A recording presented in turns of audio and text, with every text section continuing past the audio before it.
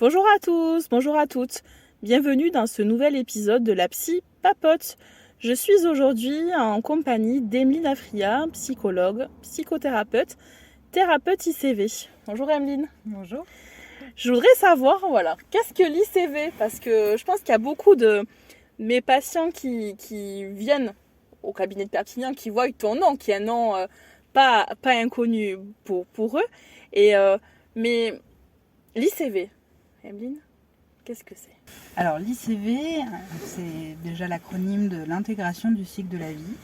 C'est une thérapie psychocorporelle qui permet de pouvoir se connecter à soi, de pouvoir retraverser son histoire pas à pas pour intégrer ce qui n'a pas pu l'être sur le moment où on l'a vécu.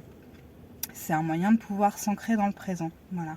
On va retraverser ce qu'on a vécu jusque dans l'ici et maintenant, dans le présent, dans le cabinet.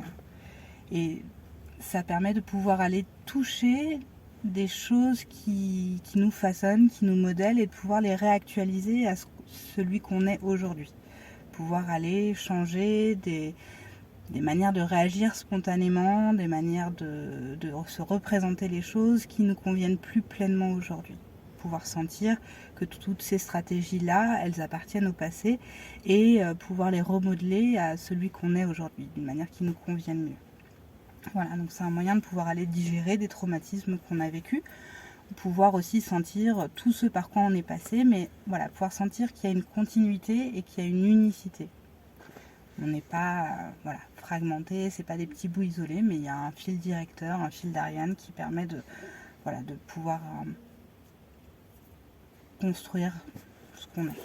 Donc c'est une thérapie qui permet d'aller intégrer des traumatismes qu'on a vécu, des traumatismes simples, un accident de voiture, une agression, mais c'est aussi une thérapie qui permet d'aller toucher notre manière d'être au monde, d'être en relation, de se percevoir soi-même et de pouvoir amener une sécurité à l'intérieur de soi, pouvoir se sentir en confiance en soi, avoir davantage confiance en soi, mais aussi en l'autre, dans le monde, pouvoir avoir une meilleure estime de soi, pouvoir avoir aussi de la compassion et de l'amour pour soi-même. Et c'est une manière aussi d'aller ajuster notre manière de nous réguler, de réguler nos états émotionnels, de pouvoir s'adapter aux aléas de la vie, de se sentir plus en sécurité. Voilà, au présent. Ok. Moi j'ai des questions, Emeline. Est-ce que c'est une thérapie qui peut être recommandée à partir de quel âge? Est-ce que c'est possible pour les enfants, par exemple? Alors oui, moi je suis formée aussi, cette thérapie elle a été développée aussi pour travailler avec les enfants et avec leurs parents. Parce que c'est vrai qu'on pense souvent à cette thérapie pour le psychotraumatisme, mais en fait cette thérapie elle est basée sur les théories de l'attachement, de comment on s'est construit tout petit et comment on a tissé les liens. Donc on peut travailler avec des enfants, avec des parents, pour pouvoir réajuster leur manière d'être en lien ensemble. Et c'est vraiment c'est une thérapie qui se base aussi sur l'accordage. Comment on peut se sentir accordé à l'autre et pouvoir se sentir bien aussi dans la relation. Donc dès les tout petits, en fait, c'est possible de pouvoir te rencontrer avec les parents. Alors, quand ils sont tout petits, on va dire avant 5-6 ans, on travaille surtout avec le parent. On peut rencontrer l'enfant, mais l'enfant, on ne le rencontre pas tout seul, on le rencontre avec le parent et on va travailler avec le parent pour que le parent puisse s'ajuster aux besoins de son enfant, pouvoir le rassurer, le mettre en sécurité. Donc après, les adolescents, ils peuvent venir tout seuls et là, il peut y avoir un travail vraiment sur leur récit de vie, ce qui leur pose question et pouvoir leur permettre de réajuster les choses. Ok. Est-ce qu'il y a des exercices à faire entre les séances? Parce que c'est souvent des questions qu'on pose. On vient en séance, on suit une thérapie, mais est-ce qu'il va y avoir des choses à faire, des choses à chercher entre les séances? Il n'y a pas d'exercice entre les séances. Le seul exercice qu'il y a à faire, alors on peut le faire soi-même en dehors de la séance, mais la plupart du temps, moi je le fais avec mes patients, c'est de construire ce qu'on appelle la ligne du temps. La ligne du temps, c'est l'outil un peu principal de cette thérapie ICV, qui est en fait une liste de souvenirs qu'on construit par ordre chronologique, du plus loin dont on se souvient jusqu'à maintenant dans le présent. Donc ça, voilà, c'est l'exercice un peu de base, pouvoir aller se remémorer des événements qu'on a vécus. Pas forcément des événements très marquants, significatifs, hein, ça peut être aussi des choses qui paraissent anecdotiques, mais voilà, je me souviens à 4 ans, j'ai appris à faire du vélo, à 8 ans, mon grand-père m'avait amené à la fête foraine, et en fait tous ces événements, c'est ce qui fait un peu des petits points d'ancrage pour sentir comment on a évolué, et puis c'est pour sentir aussi que le temps a passé. Tout ce que j'ai vécu, bah, c'est derrière moi, c'est fini, et donc ça n'a plus de prise sur mon présent et c'est ça qu'on vient faire. Des fois, il y a des choses du passé qui viennent un peu nous déstabiliser, nous malmener même quand c'est traumatique. Et là, c'est pouvoir sentir que tout ça, ça appartient au passé, c'est fini, ça n'a plus de prise sur nous au présent. Donc ça permet aussi d'aller remanier en retraversant ce par quoi je suis passée dans ma vie jusqu'à ici et maintenant. Je commence à pouvoir le digérer, l'intégrer et réajuster les choses comme ça me convient. Ok. Est-ce que c'est une thérapie qui est bordée dans le temps, avec un nombre de séances défini ou pas forcément? Non, parce que ça va dépendre de jusqu'où la personne a envie d'aller dans l'exploration de soi-même. Ça peut être une thérapie brève quand on vient vraiment, voilà, on a vécu quelque chose qui nous a débordé, qui nous a impacté, enfin voilà, un événement traumatique. Donc ça peut être en une séance, on va aller aborder cet événement pour pouvoir pleinement le digérer, le traiter et l'intégrer. Mais sinon, ça peut être une thérapie plus longue pour aller vraiment explorer celui qu'on est, avoir une meilleure conscience de soi-même. Donc les séances, elles sont pas bordées dans le temps, c'est juste jusqu'où on a envie d'aller. Ça peut être une thérapie longue si on a envie. Ça peut être aussi une thérapie longue. Parce que c'est vrai que j'ai en tête beaucoup les TCC, où souvent c'est assez bordé finalement dans le temps. Mais là, c'est une thérapie qui est plus ouverte et finalement qui, en fonction de chaque individu, peut s'éteindre. En tout cas, tu parles de thérapie qui peut être assez brève jusqu'à des thérapies beaucoup plus longues. Quand on a envie d'aller vraiment explorer des schémas qui sont là et on sent qu'ils seront là depuis longtemps et qui ne conviennent plus complètement, voilà, il faut avoir fait un certain nombre de séances, un certain nombre de répétitions de cette fameuse ligne du temps pour pouvoir aller toucher ces choses qui sont dans l'implicite, de pouvoir aller sentir, voilà, je réagis comme ça, j'aimerais réagir autrement, mais je ne sais pas comment le faire.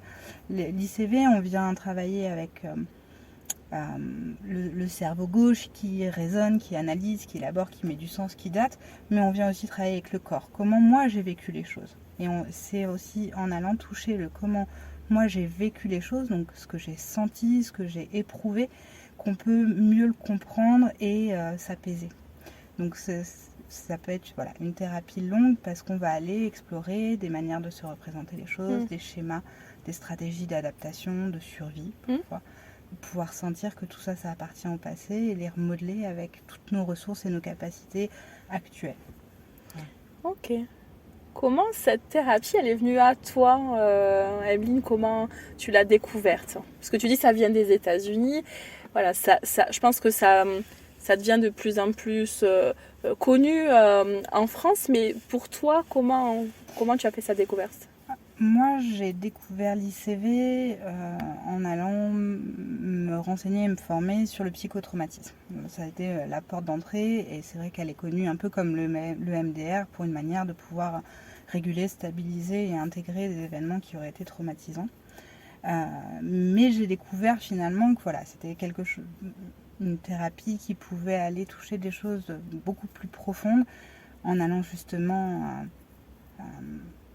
pouvoir observer comment on est constitué, ce par quoi on est passé. Voilà. Mais la première approche, c'était le trauma. Psychotrauma.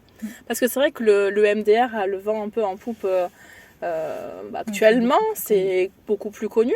Mais toi, entre le MDR et l'ICV, quelle différence tu pourrais faire? Alors, je ne suis pas du tout une spécialiste de l'EMDR, mais ce que je sais, c'est que souvent, il faut qu'il y ait une certaine stabilisation. Et il faut que les éléments soient bien connus. Avec l'ICV, on peut aller toucher des choses très précoces, même là où on n'a pas de souvenirs conscients.